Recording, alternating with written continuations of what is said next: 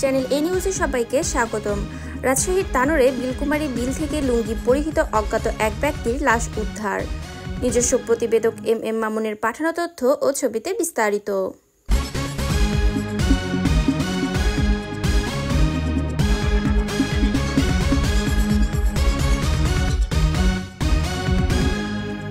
রাজশাহীর তানোরে ৪২ বছর বয়সী অজ্ঞাতনামা এক ব্যক্তির লাশ উদ্ধার করেছে থানা পুলিশ। মঙ্গলবার ২৪ সেপ্টেম্বর সন্ধ্যার আগে তানোর শিবনদীর বিলকুমারী বিলের ধানতৈর গ্রামের একটি বিলের পানি থেকে লাশটি উদ্ধার করে পুলিশ। পুলিশ ও স্থানীয়রা জানান, মঙ্গলবার বিকেলে ধানতৈর গ্রামের নিচে বিলের পানিতে এলাকাবাসী খালি গায়ে শুধু লুঙ্গি পরিহিত একটি লাশ দেখতে পেয়ে পুলিশে খবর দেন।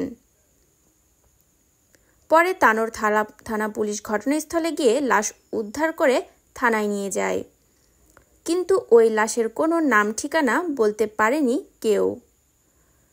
তানোর থানা officer in charge OC Mizanur Rahman Mizan বলেন, এলাকাবাসীর খবরে শিবনদীর তানোর পৌর এলাকার ধানতৈর গ্রামের নিচে বিলের পানি থেকে প্রায় ৪২ বছরের অজ্ঞাতনামা এক ব্যক্তির মরদেহ উদ্ধার করে থানায় রাখা হয়েছে। নাম ঠিকানা পাওয়া যায়নি। এ ঘটনায় তানোর থানায় একটি সাধারণ ডায়েরি করা হয়েছে।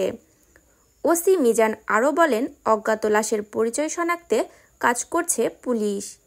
ময়নাতদন্তের জন্য মরদেহটি বুধবার সকালে রাজশাহী মেডিকেল কলেজ হাসপাতালের মর্গে পাঠানো হবে।